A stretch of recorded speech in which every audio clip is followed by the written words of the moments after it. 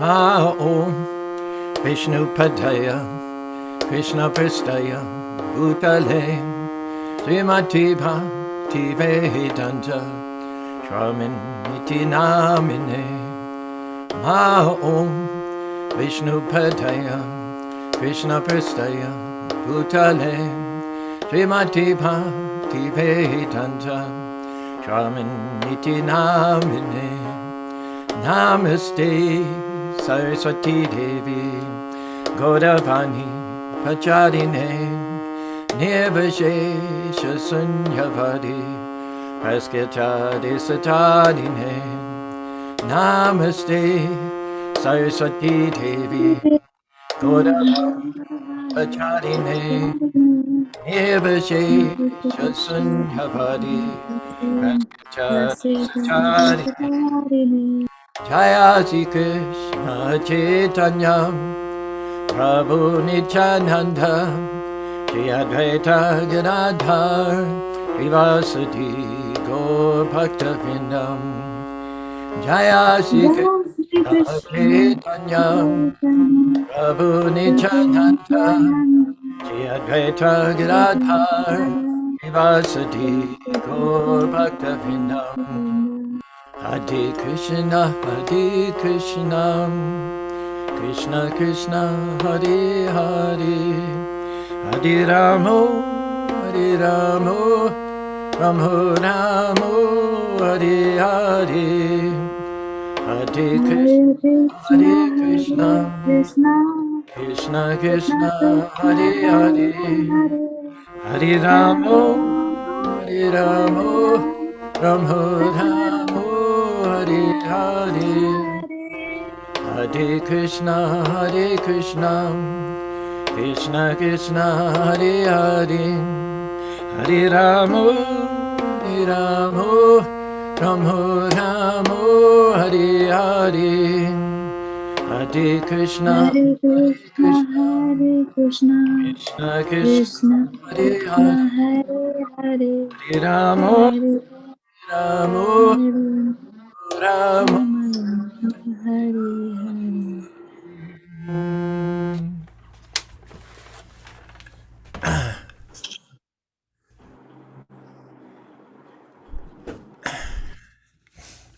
Om Ganati Miranda Shankarangana Sarakya Chaksurun Miritam Yena Tajmai Sri Gurve Namaha Sri Chaitanya Manobhistam Stapitam Yena Bhutare Swayam Rupa Karamayam Tarati Swaparantikam Vandeham Sri Guru Siyata Parakamaram Sri Gurun Vaishnavam Sri Rupam Sagrupam Sahagana Ragaratam Vitam Stam Sajevam Sadvaitam Savarutam Parijana Sahitam Krishna Chaitanya Devam Sri Radha Krishna Padan Sahagana Ladita Shri Vishakan Vitam Cha Nama Om Vishnu Padaya Krishna Pastaya Bhutade Srimati Bhakti Vedanta Swami Tinamani Namaste Saraswati Devi Guru Anipacharin Nirvishesa Sunyori Praskita Desatani Sri Krishna Chaitanya Prabhu Nityananda Shri Advaita Gadadhar Shivasari Gaur Bhaktavinda Hare Krishna Krishna Krishna Hare Hare Hare Ram Ram Ram Hare Hare. Shall we start now? Subulas? Yes, Prabhuji, if you could allow me to do a quick introduction, by your permission. Thank you so much to all the wonderful devotees who have joined from different parts of the globe, some from India, some from US, and some from other places as well. Don't forget Malaysia. We have Malini Preeti from Malaysia. From Malaysia. Thank you so much, Mataji, for joining all the way from Malaysia. We are so grateful to all the devotees for joining this wonderful session by His Grace Charu Prabhu about the glories of Bhishmadev, the great Mahajan. So we are so blessed and grateful to His Grace Charu Prabhu for always being there for us. Whenever I request Prabhuji to speak Krishna Katha, Prabhuji is always so eager, enthusiastic to shower his blessings, although he has a very, very busy schedule with so many programs practically every day. Prabhuji is doing so many programs and lectures and kirtans and taking care of this wonderful temple, which you see in the background. And every time I see Prabhuji and the temple, there's a different pictures, and which is more beautiful than the previous one. So Prabhuji is practically single-handedly along with Mataji. They built this temple from scratch with hardly any resources, but completely dependent on Krishna's mercy, Srila Prabhupada's mercy, which shows they're like so epitome of devotion and bhakti and faith in their beloved spiritual master Srila Prabhupada. So we are very, very fortunate, grateful and blessed today to be among such devotees who have lived and breathed every moment of their life for Srila Prabhupada for last almost 50 years. So let's welcome His Grace Charu Prabhu by loudly chanting 3 times. Hari Bol, Hari Bol. Hare Bol. Haribol. Thank you so much for having me. I think this might be the fourth time or so. And don't ever worry about our not wanting to jump in with the Tampa Bay congregation. We're from Spanish Fork, Utah. So for us, Tampa Bay is like the big leagues. we have a beautiful temple. We have thousands of tourists, school tours, big festivals. But 90% of the people that live in the Utah Valley are Mormons. And so they come, they enjoy our festivals, they support us, they even donate. But we don't have a huge reservoir of devotees. Salt Lake City is good. Salt Lake City fits more like the traditional profile of an ISKCON temple that's congregationally developing. But Spanish Fork, although we have good facilities for tourism and festivals and school tours and all like that, we're still very much an outpost as far as devotee association is concerned. So we're not only flattered when you choose us to speak to you, all learned scholars. I hope that I don't lower the bar, but we're also more than eager to jump in.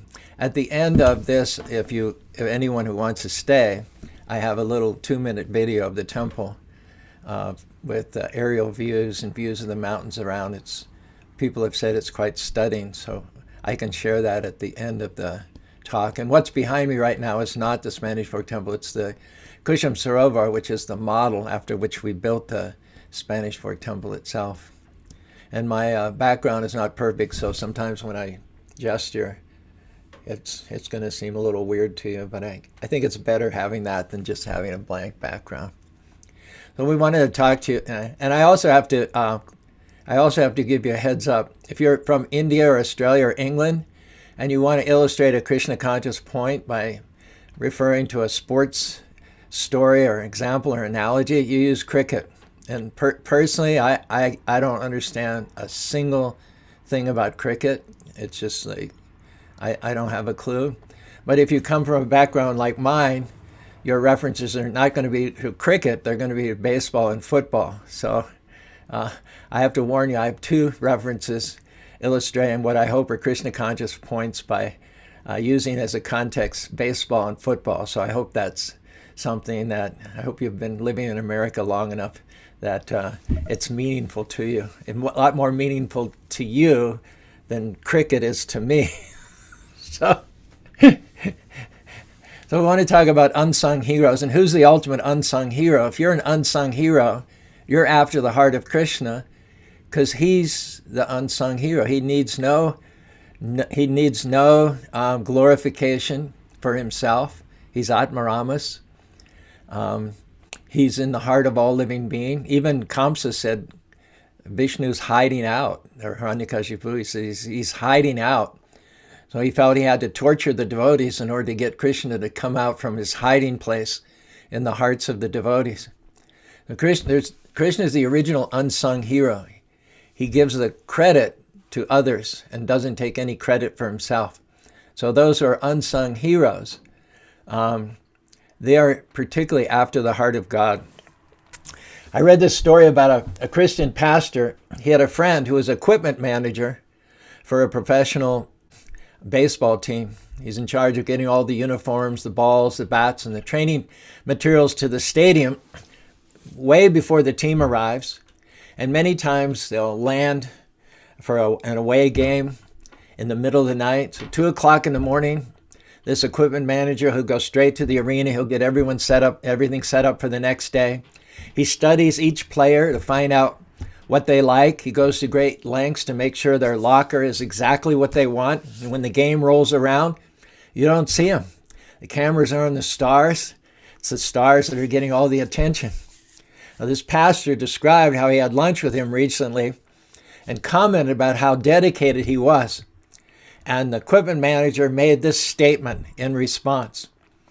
He said, and this is our theme for today, "I'm invisible, but I know I'm invaluable. Nobody sees me, but I know that without me, the team wouldn't be nearly what it is." Would you agree with me that it takes a mature person to say, "I'm okay with being invisible. I'm okay with helping you to shine. I'm secure enough in who I am to be comfortable behind the scenes, playing my role, not frustrated because I'm not getting the credit, not jealous because nobody's talking about me.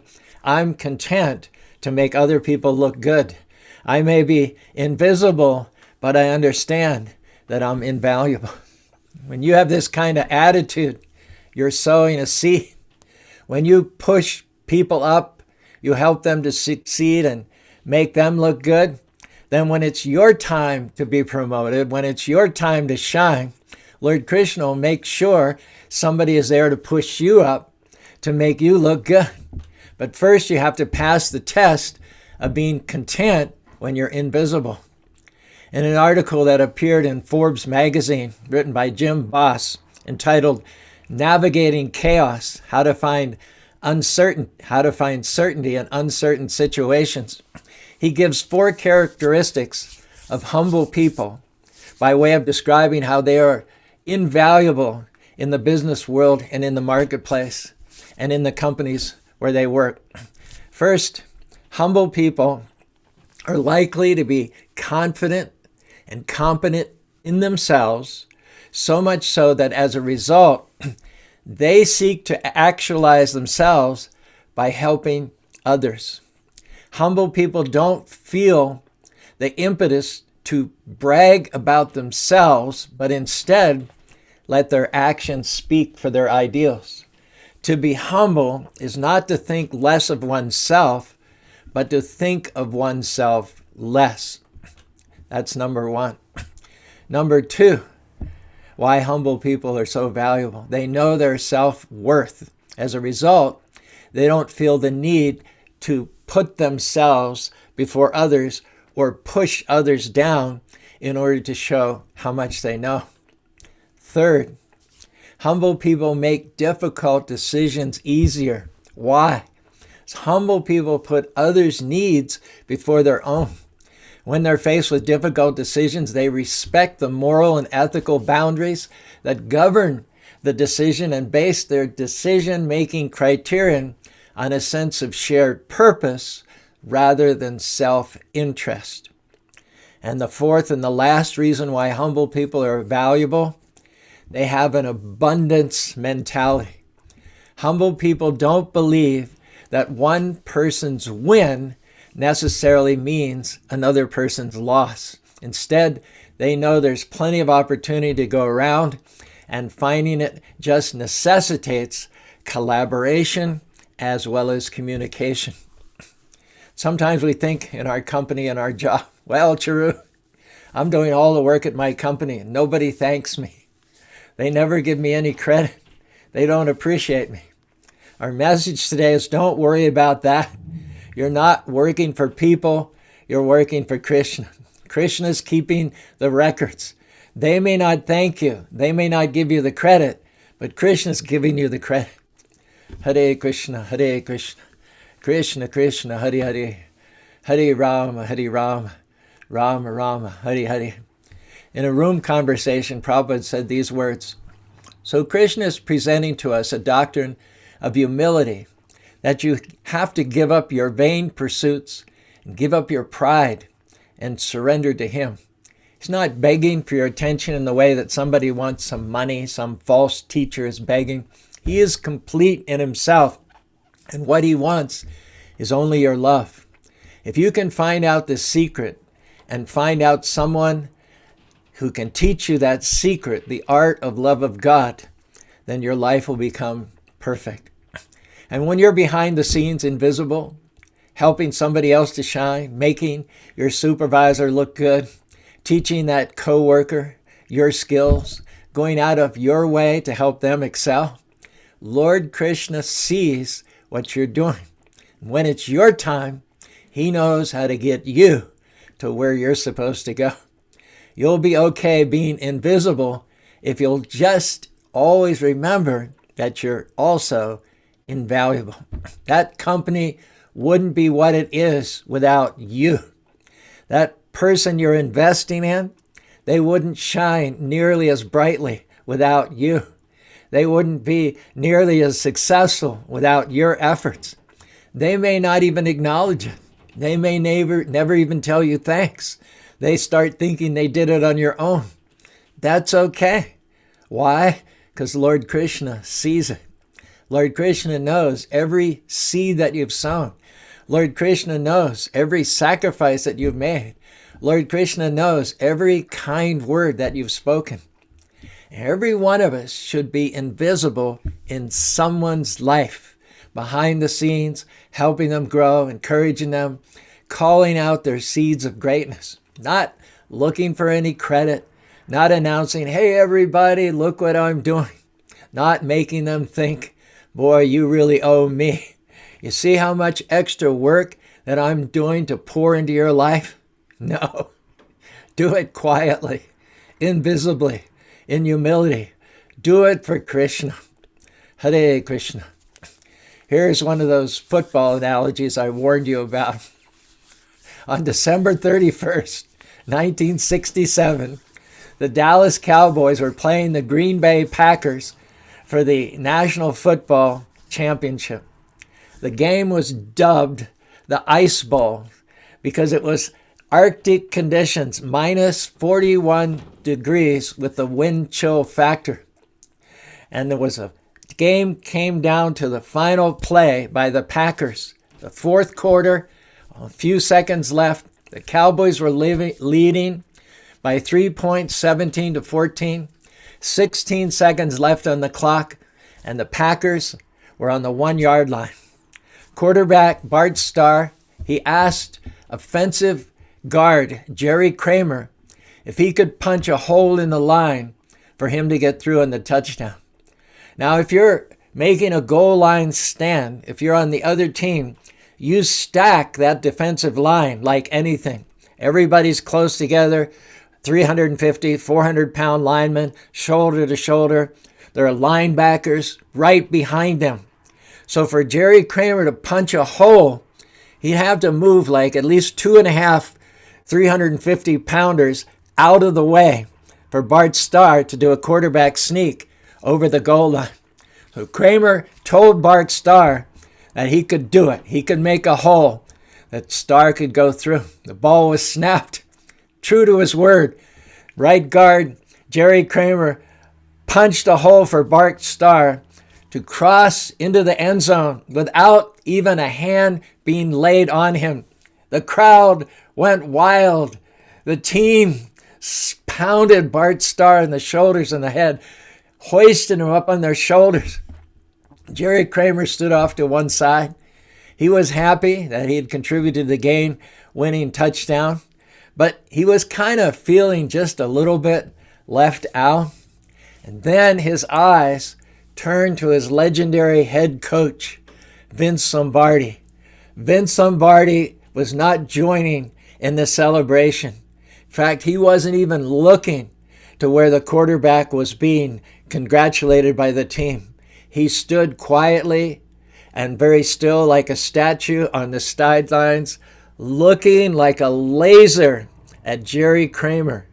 And when Jerry Kramer looked his way and their eyes met each other, Vince Lombardi held up his arm and he gave him a thumbs up.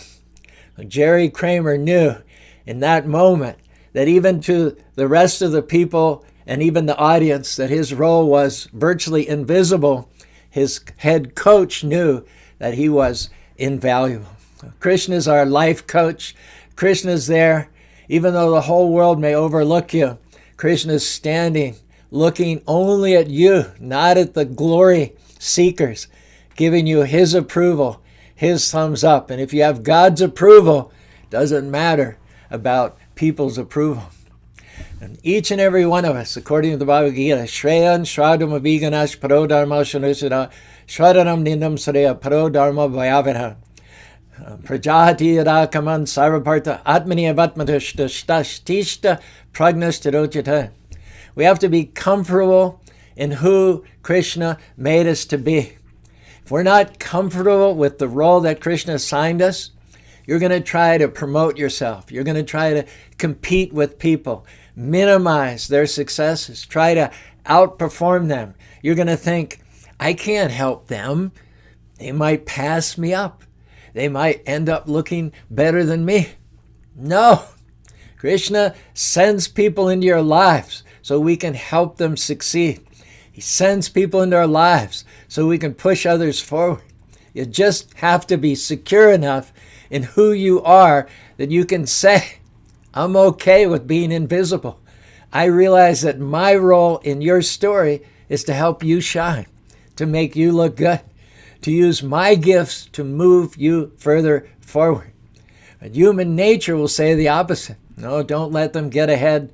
They're going to outshine you. You're just as good as they are. No.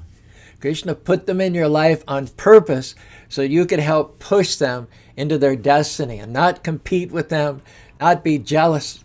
The right attitude is, Kṛṣṇa, I'm going to do my best to make them look good, and I know that at the right time, you'll make me look good. Lord Kṛṣṇa will make sure that you'll get to where you're supposed to get. We were created as a community. We were created to help others. One of the greatest joys in life is to see somebody else succeed, to see somebody else shine. And they may end up going further than you. That's okay. You're not running their race. When you come to the end of your life, you're not going to be asked, did you keep up with your relative? Did you outperform your coworker? Did you have more stuff than your neighbor? No. Kṛṣṇa's going to ask, did you fulfill your destiny? Did you accomplish your assignment? As you all know from the Mahabharata, there was a young man born of Mars Shantanu and Mother Ganges, who in his early years was known as Devavrata. He was, as I said, the son of King Shantanu. He was his oldest son, and he was destined that on the retirement of Shantanu, according to the system of primogeniture, he would ascend to the throne. However, things didn't work out that way. What happened? His father met a woman named Satyavati. He wanted to remarry. Devavrata was the only son of his first wife, of course, destined to the throne. But Devavrata was so secure in who he was, he went out of his way to help his father remarry. He went to Satyavati's father to ask for his daughter's hand in marriage to his father, Shantanu. Now, in India, it's still the custom, even today, that if a man wants to remarry, and especially if he has children by his former wife, a father will hesitate. Am I wrong? A father will hesitate to give him the daughter because there are stepsons, and there'll be competition, jealousy, and rivalry for the inheritance. So nobody wants to give their daughter to someone who has been married before with children by that previous marriage. So to marry for a second time for a man who has children can become a problem. So Devavrata, Shantanu's grown-up son, he understood that his father wants to marry this girl, and so he went to plead with Satyavati's father, why don't you give your daughter to my father? And he said, no, I cannot give my daughter to your father. Why? Because you're his son, you will inherit the kingdom, and my daughter's son will not inherit. So I can't give you my daughter. Then Devavrata vowed that he would not accept the kingdom. He said, I promise that your daughter's son will inherit the kingdom. Now will you give your daughter? No, still I cannot. Why? Well, you'll marry, then your son will be the inheritor, and my grandson will not be the inheritor. At this point, Devarata made his vow, his terrible, terrible vow.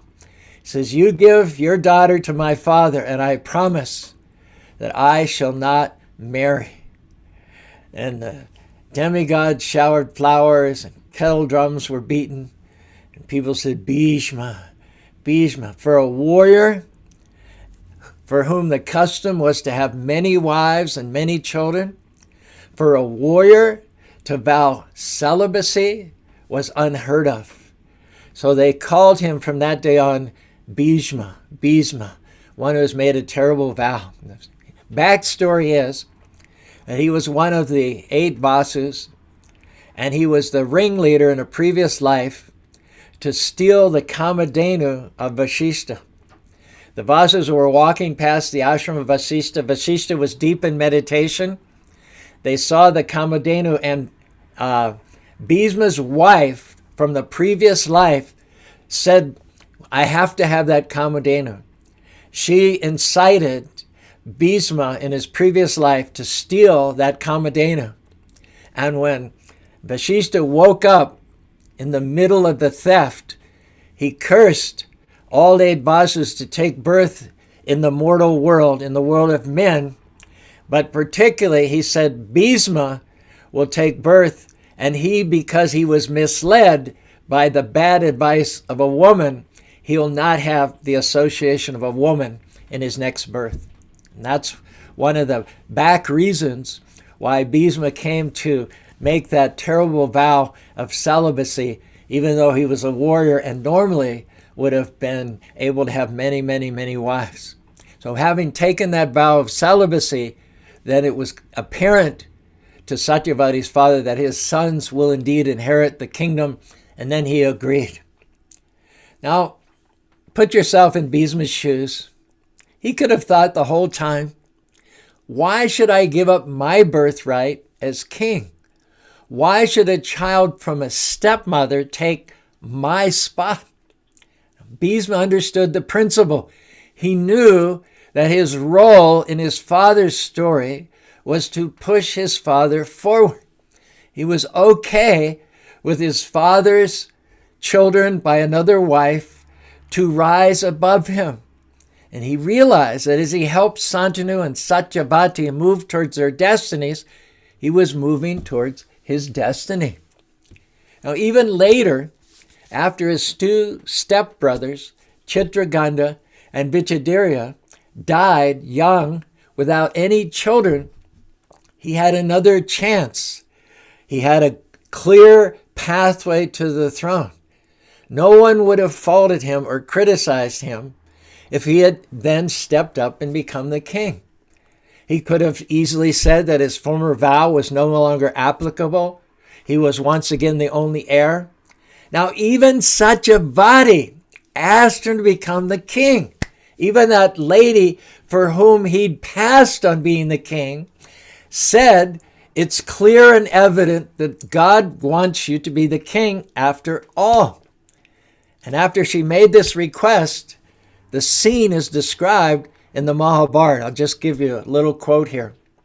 It said, apparently they were standing on a terraced veranda here in the evening. It says, Bhishma stood up and he looked out the lattice window. A full moon illumined the palace gardens, casting a silver light across the broad sandstone pass. He turned back to Satyavati and said, Mother, we cannot thwart providence by acting immorally. In all circumstances, a virtuous man acts in obedience to the will of God. Auspiciousness and victory will always attend virtue, while grief is the sure result of unrighteousness. Therefore, please do not ask me to abandon my vow. So again, he had to go out now, having passed himself on the throne a second time. A second time, he had to go out and find heirs to the throne other than himself. And the result of that second endeavor, Dhritarashtra and Pandu were born. And as you know, Dhritarashtra was disqualified because he was blind, and Pandu died at an early age. The moral of the story is, it's better to become who Lord Kṛṣṇa created you to be than to try to promote yourself and become something you're not. When you try to take yourself to where you weren't designed to be, it's going to be a constant struggle, like you're always rowing upstream. Consider the counterpoint to Bhishma, Duryodhana. Duryodhana was in the 99.9% category of people who enjoyed wealth, women, fame, prosperity. He had a kingdom, he had subjects, he had a beautiful wife, beautiful children. If he had just been content supporting the Pandavas, he could have lived a completely fulfilled, satisfied life. But Duryodhana was no Bhishma.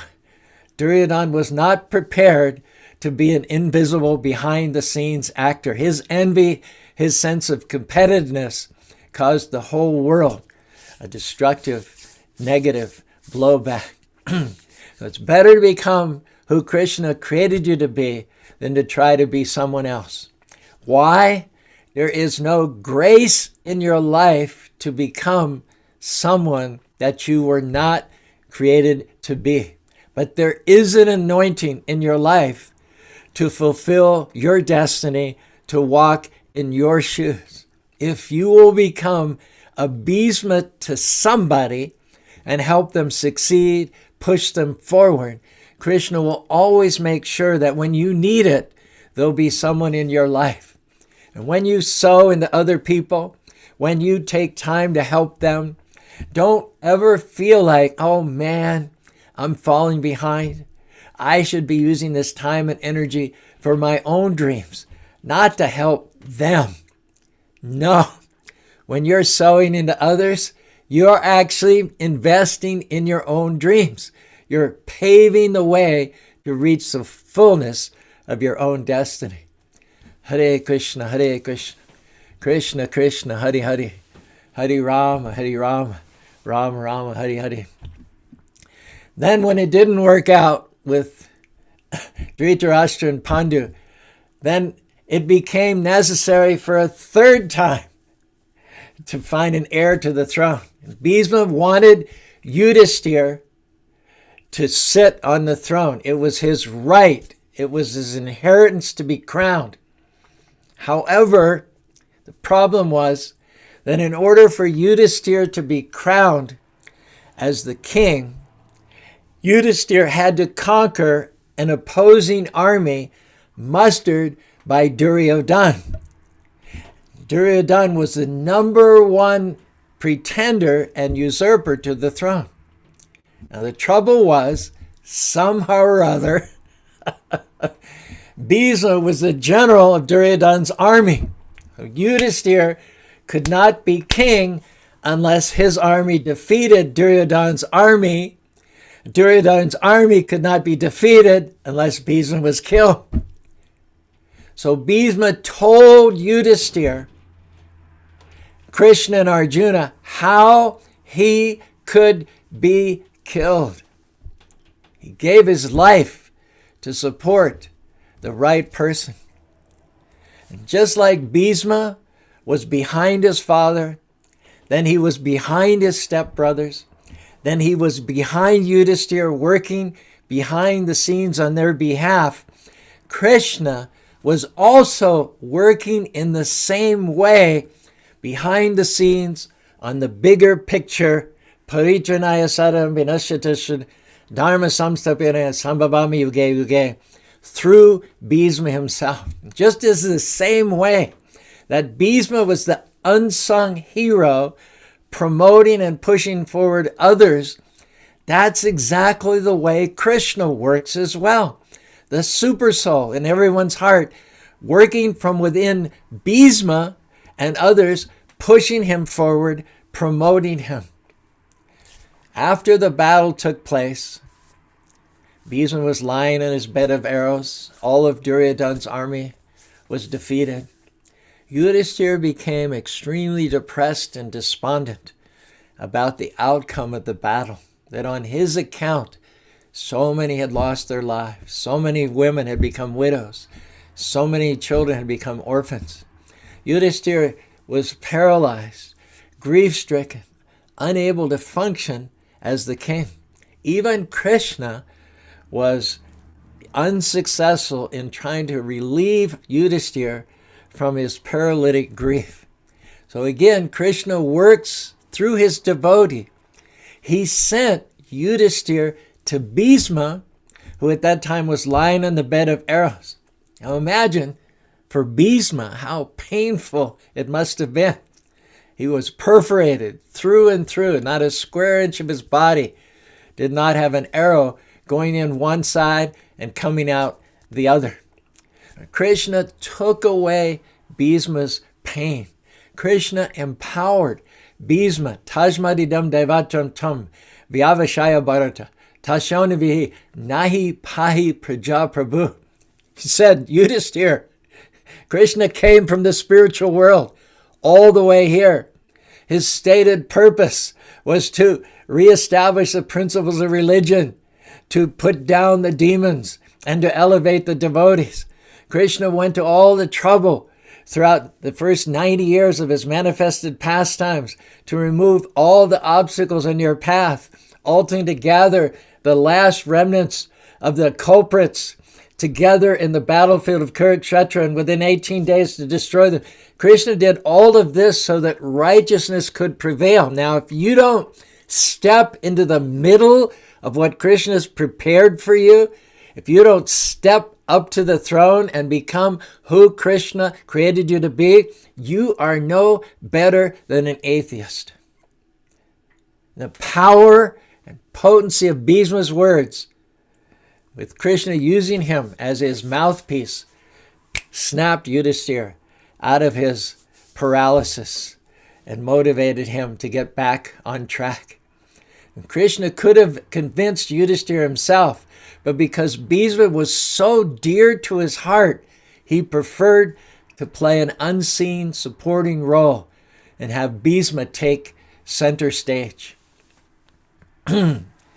When Bhishma arrived at the moment of death, with all these chapters of him being an unsung hero behind him, no other, think about it, none other than the Supreme Lord himself appeared right in front of Bhishma at the moment of his death.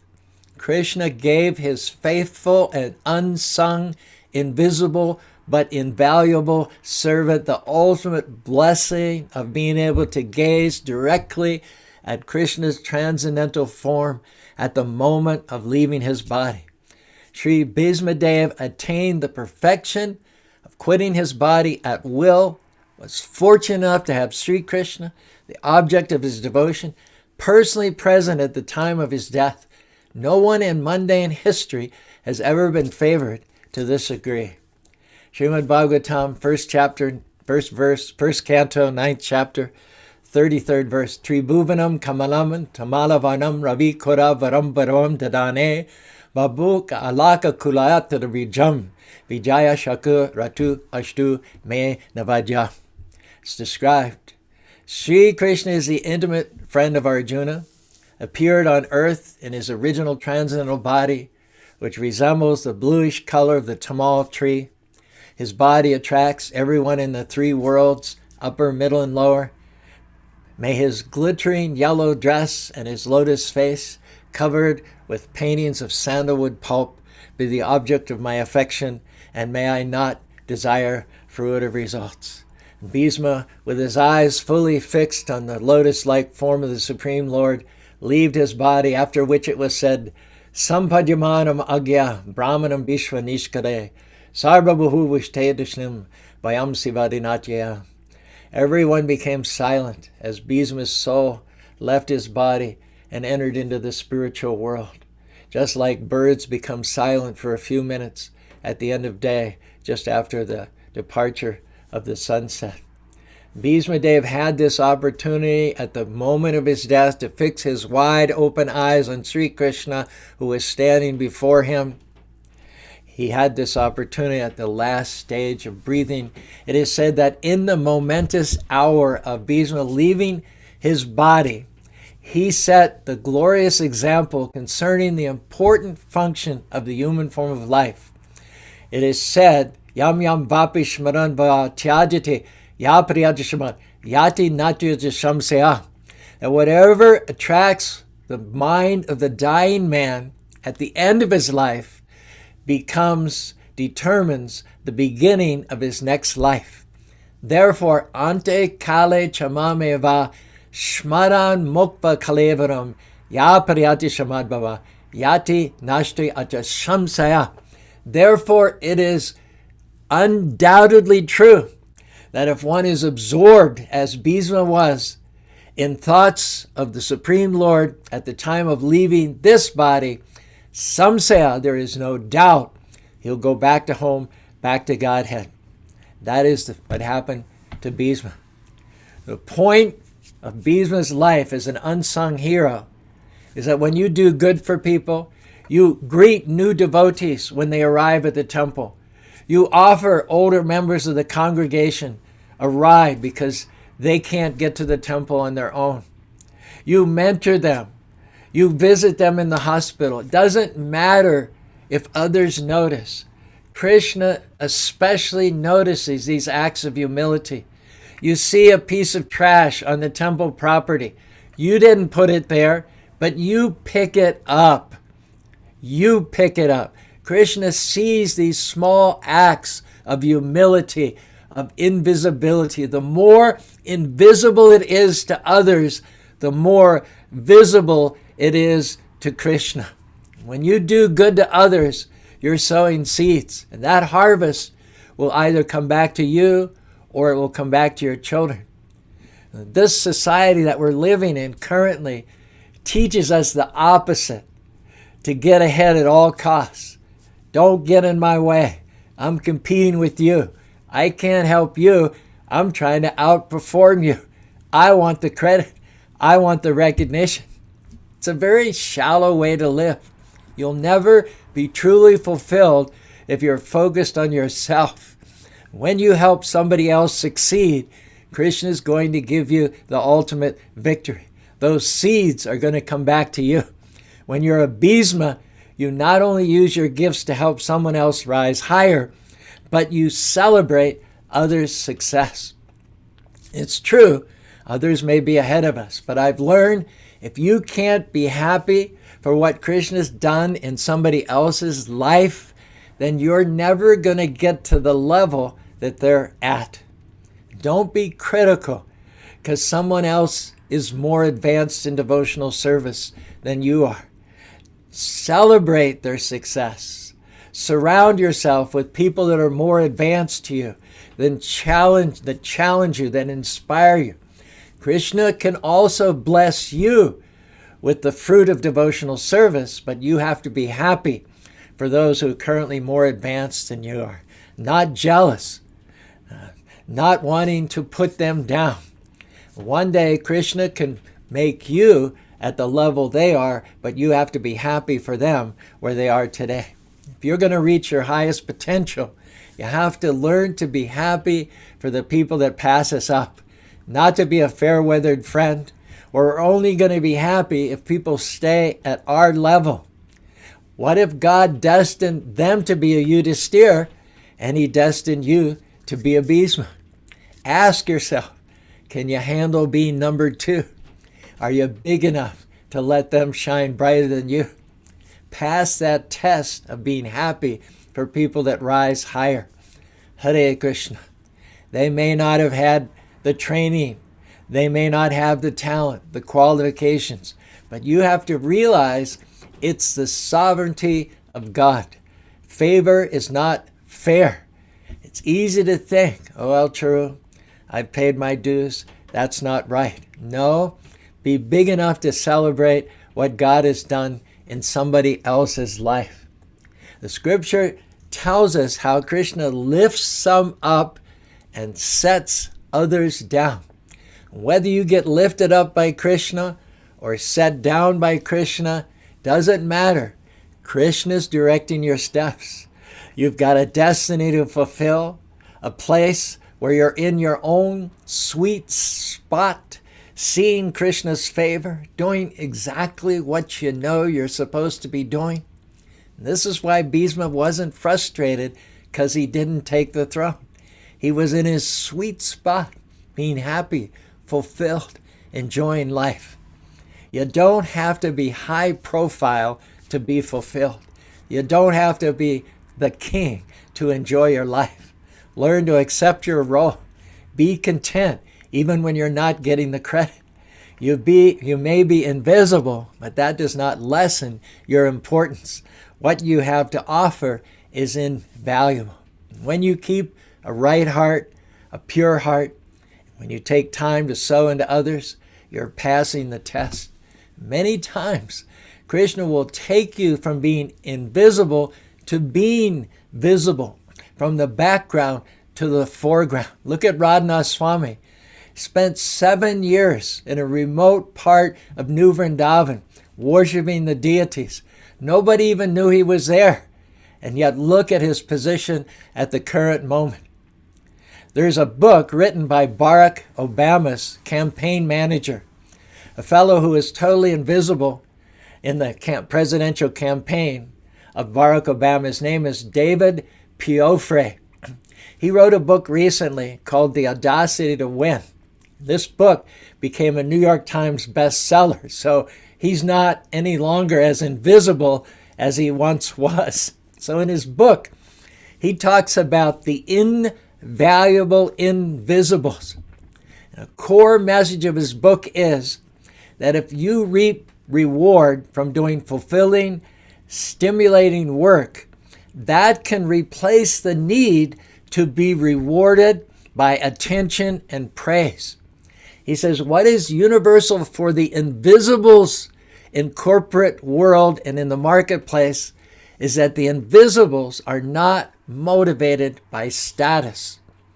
He goes on to say there is scant evidence that the American way of keeping up with the Joneses sustains any sort of lasting fulfillment.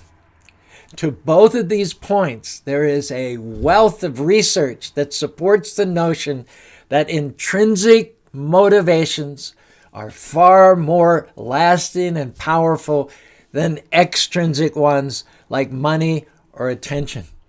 There is something noteworthy about these invisibles being very fulfilled, working behind the scenes, when it seems like most of us, in particular younger people, are choosing to pursue work that will gain them the most attention. Finish up with one last example from the Chaitanya Charitamrita. Ishvara Puri performed great service to his spiritual master, Madhavendra Puri. He even went so far as to clean up his guru's stool and urine with his own hand. Ishvara Puri was always chanting the holy names and pastimes of Lord Kṛṣṇa for his guru, Madhavendra Puri, to hear. In this way, he helped Madhavendra Puri remember the holy name and pastimes of Lord Kṛṣṇa at the time of his death. Hare Krishna, Krishna Krishna, Hare Hare, Hare Rama, Rama Rama, Hare Hare.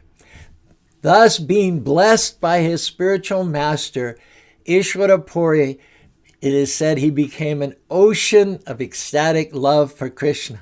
He received the blessing of his guru. Even though he served his guru invisibly and menially, when his guru passed away, he gave a double portion of mercy to Ishvara Puri, who in turn became the guru of Sri Chaitanya Mahaprabhu. Another disciple of Madhavendra Puri, named Ramachandra Puri, did no service for his guru during his dying days, and even presumed to give him advice while he was breathing his last. Madhavendra Puri was displeased with this so-called disciple. He caused this man to lose all of his spiritual potency and become afflicted by a mental illness. Therefore, these two persons, Ishvara Puri and Ramachandra Puri, are examples of the objects of a great personality's benediction on the one hand and punishment on the other hand. Madhavendra Puri instructed the entire world by presenting these two examples from among his disciples. When you're secure in who Kṛṣṇa made you to be, then you can be content wherever Kṛṣṇa has you. You know you're making a difference. As you keep passing these tests, Kṛṣṇa will get you to where you're supposed to be. You don't have to promote yourself. Just keep honoring Kṛṣṇa. Keep being a person of excellence. Keep sowing into others. And when it's your time to be promoted, you will be promoted. Whether your assignment, friends, is large or small, whether it's a Bhishma, an Ishvara Puri, or a Madhavendra Puri, be content to play your role. It's true, you may feel invisible, unappreciated at times, but don't forget, to Kṛṣṇa, you're invaluable. He's keeping the records. As you help others to shine, Kṛṣṇa is going to help you to shine. As you cause others to rise higher, you will rise higher. As you help others reach their destinies, you will fulfill your own destiny and become everything that Kṛṣṇa's created you to be in this life. And next life, you'll go back to home, back to Godhead. Hare Kṛṣṇa, Hare Kṛṣṇa, Kṛṣṇa Kṛṣṇa, Hare Hare, Hare Rama, Rama Rama, Hare Hare. Om Tat Sat. Hare Kṛṣṇa. Thank you. Thank you so much, Prabhuji, for such a enthusiastic and with so many examples. You gave this wonderful presentation in Kṛṣṇa Katha about focusing to be invisible yet invaluable in the eyes of Lord Kṛṣṇa. So very, very insightful. Thank you so much. So let's see if others have any questions or comments. So if you can raise your hand if you want to ask a question or make a comment, and then we can move on. Yes, Ishwari Mataji, and then Bipul Prabhu can go after her. Hare Krishna Prabhu, Danvat Hare Pranam. Krishna, Dandavat Pranams. Glories to Prabhupada. Thank you so much for this very, very powerful lecture. This is very important, especially in a small community, I think, congregation that we have here. I feel that, those who are not being recognized, they probably feel this way. And for me, this is very instructive to not, appreciate everyone, not just, look forward to being in the spotlight. So thank you so much for this very valuable lesson. Thank you. And a corollary is also, Kṛṣṇa works behind the scenes, and Kṛṣṇa relishes the role of being invisible, the way he works to promote his devotees. And so we are representatives of Kṛṣṇa. And so as devotees, like you mentioned, it's up to us to recognize when other people are doing good service and not take it for granted, because Kṛṣṇa doesn't take it for granted. So it's important as advanced devotees to encourage new people in service. So whenever we see a new person doing service, then it's incumbent upon us to encourage them, to recognize them, and to give them a good word. So even though they're working invisibly, it's ironically and paradoxically, it's our job to make sure that they do feel noticed, that they do feel appreciated. Yes. Thank you. Thank you so much. Haribol. Haribol. Haribol. Hare Krishna Prabhuji, Dandavat Pranam, all glories to Srila Prabhupada. All glories to Srila Prabhupada. Haribol. It is always inspirational, very inspirational and motivational talk, Prabhuji, as always. So Prabhuji, like I'm a family man, working man. That is my 90% of my me, and 10% probably less than that spiritual or doing some sadhana. So from that background, who is a family man, working man, how will I know what Kṛṣṇa decided me to be, and also how to set up my goal in my workplace. So we'll not look for going higher in our workplace, or we'll be stay stuck where we are. How to decide that, and what? I think I'm not in the workplace. I've just been a full-time missionary for the last 50 years, but I try to imagine what it's like to be in your shoes with a vocation and a family and all. And our talk was, I think you'll agree, it was peppered with a lot of examples in the workplace, and a lot of the scenarios that tend to come up with interaction and sometimes jealousy and competitiveness in the workplace. And so I think the lecture itself did give a mood. It passed on a certain mood that one can adopt in the workplace. And that is a mood of looking out for people that are struggling in an area, that are confused about a certain, software. Anywhere that you have more skills than they do, just walk over to them and say, is there anything that you're struggling with that I can help you with? You may think that this is taking away from what you're assigned to do, and therefore, and it's promoting, and so that when the time for promotion comes, this person will be promoted over you. But a lot of times the best bosses, they're just like Kṛṣṇa, They're just like Kṛṣṇa. You can suck up to the boss and play favorites and, key on the boss and, try to get, him to notice you. But really, if it's a good boss, if it's a good supervisor, he's well aware of what's going on that level. And so we should not worry about being noticed. It's funny because one time I was in the temple room and a gentleman came and he had $100 bill and I was kind of turned away. So he started to put the $100 bill. He actually had the $100 bill in the donation box, but he also noticed that I wasn't looking. But I did actually notice out of the corner of my eye. So he waited until I turned, he pulled the donation out of the box. He waited until he was sure I was looking, and then he put the $100 donation in the box. The thing is, I know who he was.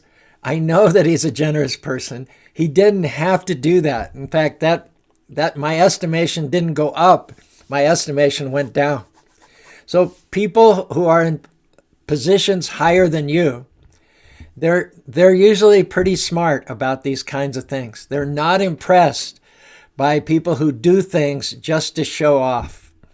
They're more impressed by people of good character, people who are content in who they are, who are willing to sow seeds in others' lives. Because you're not working alone in that company. You're working as a member of the team.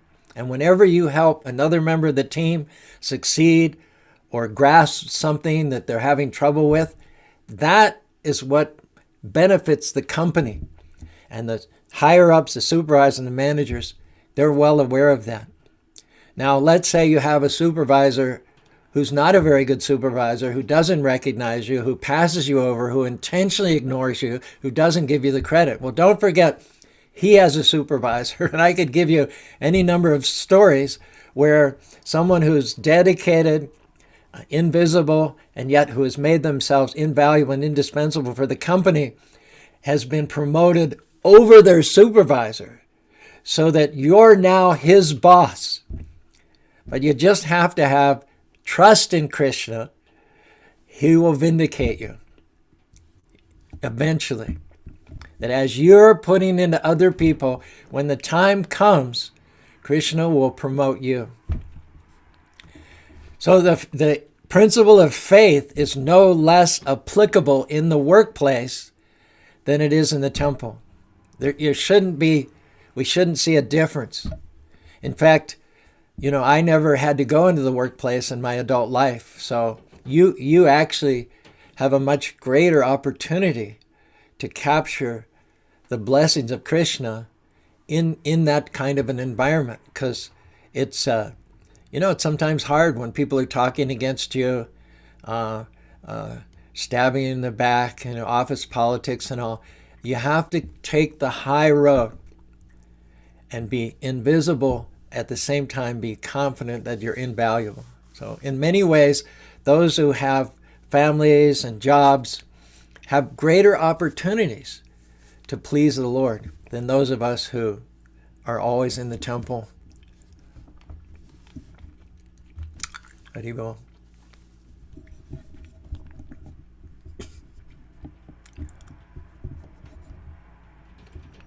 Thank you. Yes, from Silas Prabhu, you want to ask? Yes, Hare Krishna Prabhuji, Dandavat Pranam. Thank you so much, Hari Prabhuji, for the wonderful class, the wonderful examples of how to be humble and celebrate others' success. And I just want to just glean your thoughts a little bit about the great Mahajan Bhishma. And it's very difficult for me to understand the decisions he has made. Again, he made a decision to not marry and not be the king when he was so qualified, and he could have created a tradition of very good people. But in order to make his father happy, he made that vow. So is that Kṛṣṇa conscious? So if we take another side of it, if Bhishma had become the king, probably there wouldn't be a Duryodhana. How do we understand what Kṛṣṇa really wants when we make such big vows and decisions? It all, once Bhishma made that vow of celibacy, he really, you can say that. I mean, even Satyavati said, you should be king, and in many ways that was the practical choice. As far as we mortals could see, when Chitraganda and Vichitravirya died, as far as we could see, yeah, Bhishma should have become the king. We could see so many better outcomes than that, but we don't know anything. We can't second guess God. We'll never come up with a better plan than Krishna's plan. And whatever happens, there'll always be a price. There'll always be a price. In one case, there may be a very small price. Satyavati is saying, well, Bhima, just forget your vow. It's a small price. And look at the benefit, But honestly, you just don't know. Bhishma has a much more mature and panoramic view. He doesn't know how, because when we look at it, sure, it seems like a really good trade-off. Forget your vow, become the king. No Duryodhana, no Mahabharata, everything bypass, sidestep. It looks really good. But, that's yoga, that's Maya. That's Maya. Maya has all kinds of ways of tricking us and deluding us. How many people in history, just look at every tragedy of Shakespeare. It all started with one tiny little compromise. And that set them on the slippery slope, So Bhishma knows that he made that vow. It was inspired by Kṛṣṇa. And as long as he stays in the middle of that vow, he's in the middle of what Kṛṣṇa wants. You know what I'm saying? That's all we have to know. We can't figure out everything because we're not God. We just have to figure out one thing. What does Kṛṣṇa want me to do? And Bhishma felt very strongly and correctly that he should stick to his vow no matter what. And there was a price. It seemed like the price that people paid ended up being a lot more severe than the price Bhishma would have paid. But honestly, that's not Kṛṣṇa thinking. That's Maya thinking. When we start thinking that way, that's not Kṛṣṇa directing our thinking. That's Maya directing our thinking. Thank you so much, Prabhu. Haribol.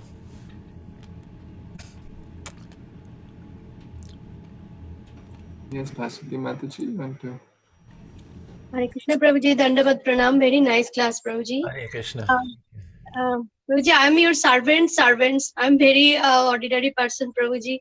But I need to make my one question clear that from you, that you said that do not expect like you will be recognized, but if someone will recognize you for Krishna service, but do not not only for Krishna service. What I learned from your lecture also, it's applied to the in our karma kanda, also in the workplace or everywhere. But Prabhuji, I'm talking about like Krishna service, because I should have keep that in my mind, that I would not expect from anyone for any recognition, because whatever I'm doing for Krishna. But I will recognize the devotees for their service, always. Is that correct, Prabhuji? Like I should keep Yeah. that one No, in my mind. the flip side, as I said to the other Mataji, the flip side of being happy working invisibly is that that kind of a person who's working behind the scenes, picking up the trash, washing the pots in the kitchen, doing the flower garlands, taking care of mowing the grass, growing flowers, picking up people and bringing them to the temple. All those services, those are the exact kind of people who are going to give recognition and praise on other such people. That's just the way they are, You don't have to tell such a person to say a good word to encourage others. That's what they do. They are the encouragers. They are the supporters. So in the same way that they're the ones who invisibly pick up the trash, they're the ones who say, go girl, you go, I love what you're doing. You're so good in that area. Oh my gosh, nobody makes flower gardens like you. You have a good voice. Can I teach you some chords on the harmonium so that eventually you can lead kirtan? Here in Utah, I asked all the devotees to give class. There's about 6 or 8 devotees. Normally, they wouldn't get to give class because there's senior devotees and yada, yada, yada, yada, yada, yada. But, I want them to become good communicators. I want every devotee to be a good speaker. And so I don't need to be up there every Sunday, every Saturday giving the talk. I get more pleasure from seeing an up-and-coming person developing their skills, sharpening their talents, than I do from doing it myself. I've been doing it for 50 years. I don't have anything to prove. I've only got a few years left. So it's their time. It's their time. When I was their age, somebody gave me the chance. So I need to be that person that gives them the chance. And to be honest, just between you and me, this can be our secret, okay?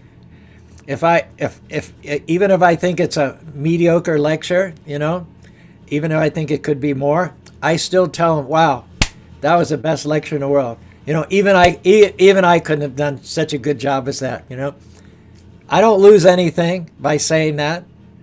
I don't lose anything. But somebody said that to me 50 years ago, and that's why I am where I am today.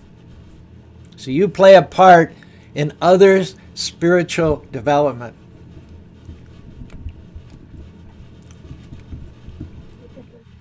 Thank you, Prabhuji. Hare Krishna. Haribol, Haribol.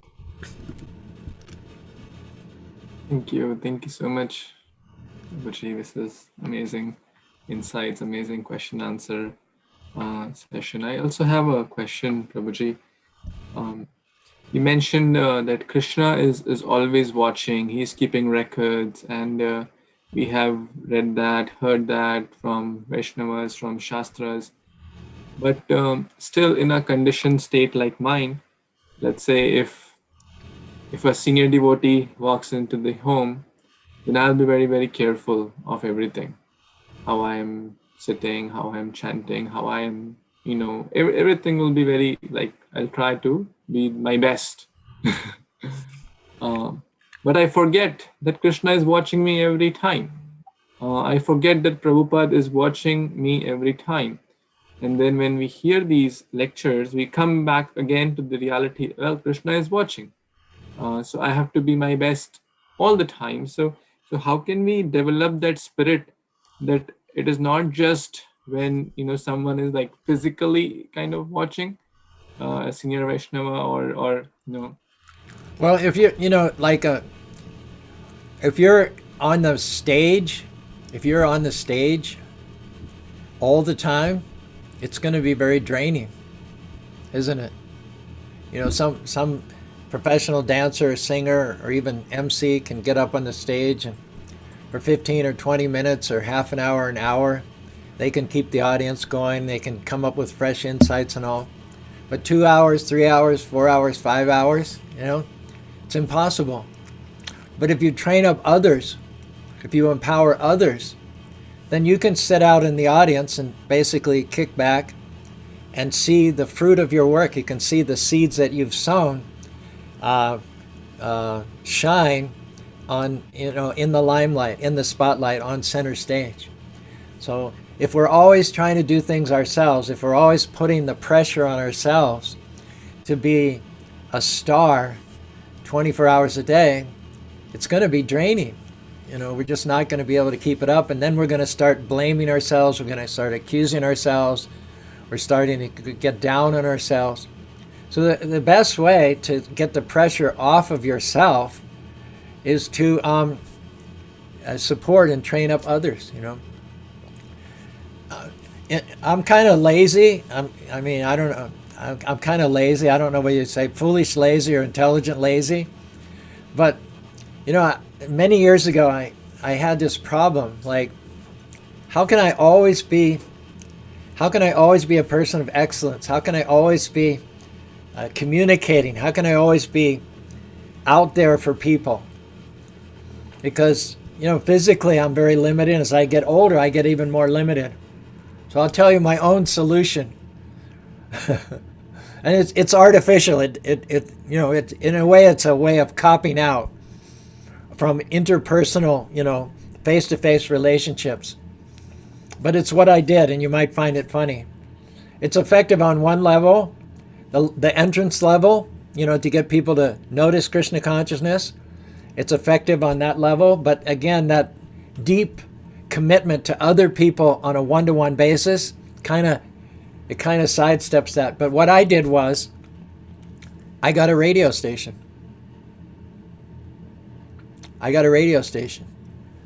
So 24 hours a day it broadcasts, and you can get it on the internet also. If you have a free app, like we use Simple Radio, you can download it, it's free of charge. You go there, 1480 KHQN Radio Kṛṣṇa, and as long as you have internet, I think it even works on cell, you can listen to our radio station 24 hours a day. And my talks, my podcasts are there along with Chaitanya Charan, Gauranga, and so many other intelligent, articulate speakers. So even when I'm sleeping, I'm still helping people come to Krishna consciousness. You know what I'm saying? That's not as good as the personal, in the moment, one-on-one commitment.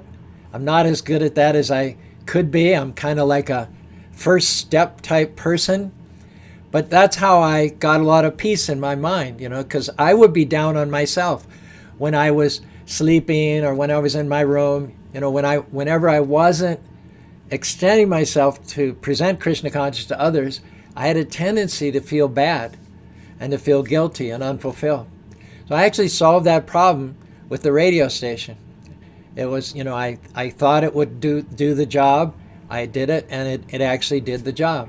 Again, it's not a substitute for getting down in the trenches, but for me, it gave me a measure of relief. And it took the pressure off of me to be up to the highest standard 24 hours a day. So again, the answer to your question is the same theme that we're playing with throughout the morning here, is invest in others. Investing in others is the best investment you can make in yourself. You'll never feel bad about yourself if one of your students is up there shining. You'll never feel bad about yourself. You'll sit in the audience, you say, oh, I should be preaching, I should be that. You won't feel that if someone that you've supported, you've trained, is up there doing it. You won't feel bad about the fact that you're not doing it at that moment. you. Thank you so much, Prabhu. This was really very insightful. Thank you so much.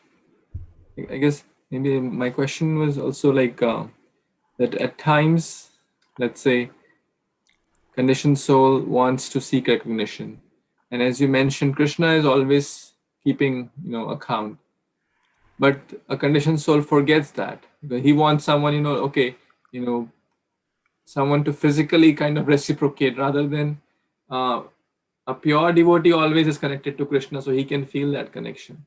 But a conditioned soul like mine may not be able to feel that connection, although philosophically we know Kṛṣṇa is always watching, Kṛṣṇa is always keeping record. So how do we balance that? That was my. Am I able to express? Everybody's looking basically for a family, and in this age there are no families anymore. People work hundreds and hundreds of miles away in other cities. Their sisters are in other cities. Their parents are back in India. The family is in danger of extinction, the closeness of the family. So the temple has to be the family. It has to be the family that we're all looking for, and the devotees have to be our kinsmen. Our material family may have been ideal growing up, but now we're separated and distant and remote. We're missing them. We're feeling lonely. We want to belong. So the temple and the devotees have to meet that need of people to feel a familial connection. They have to feel like they belong to a community. And then that's how they'll get closer in their walk with Kṛṣṇa. Krishna's in your heart, and so if you represent Kṛṣṇa to people who are lonely, people who are searching for connectivity, searching for love, that's what we're all ultimately looking for. To feel Krishna's love, we have to feel it through the devotees, and the devotees have to express that love. It's fine to be a big scholar and quote a lot of slokas. It's fine to be a great kirtan singer. For that matter, it's fine to have a radio station, but we need to learn to be very expert in being warm and friendly and considerate and caring. Because that's what'll make things grow and be successful more than anything else. Thank you so much, Prabhuji. Can I say something? This is Arundhati. Yes, please.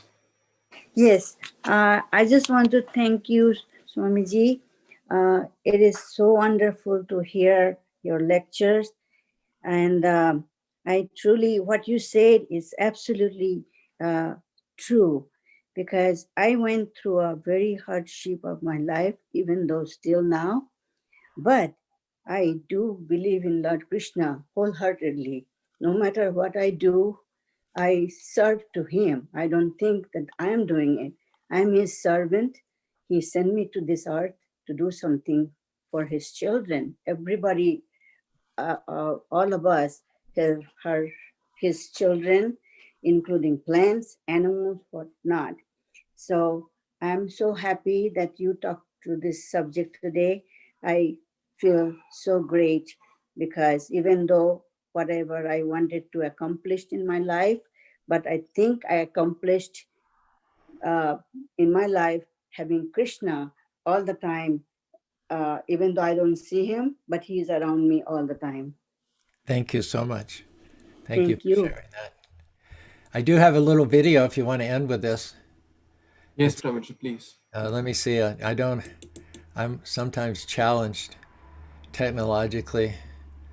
Okay, it says on screen. Okay, can you see it? Can you see the screen? Yes, Prabhuji. You can see it? Yes. Okay. If the audio is not there, give a thumbs down. If the audio is okay, don't do anything.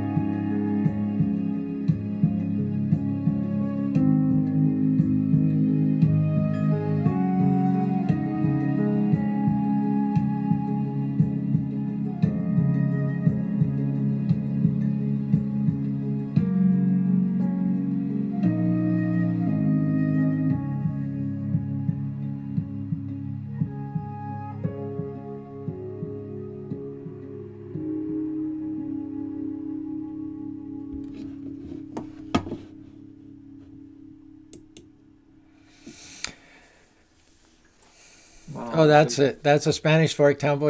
When the COVID's over, you're all welcome to visit. We have some Very beautiful nice temple. guest- we have some nice guest So rooms. beautiful. Almost peacocks outside the windows. So nice, so nice.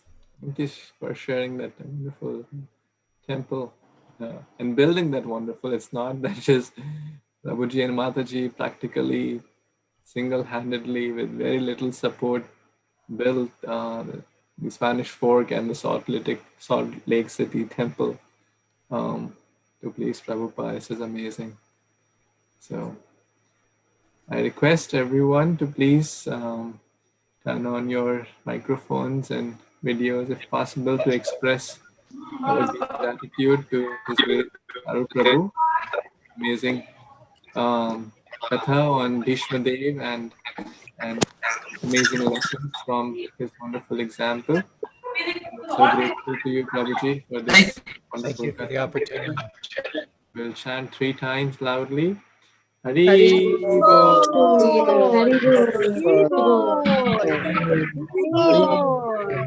Very good. Praise Caru Prabhu ki jai. Prabhupada ki Yeah. Madev ki jai. Yeah. Gaur Bhakta ki jai. Thank you. Thank you so much to all the Vaishnavas and Vaishnavis for joining as well. Hare Krishna, Mancha Kalpatarubhyascha, Kripa Sindhubhya Evacha, Sita Nam Pavanebhyo, Vaishnavibhyo, Namo Namo. Hare Krishna. Very good. Krishna. We will.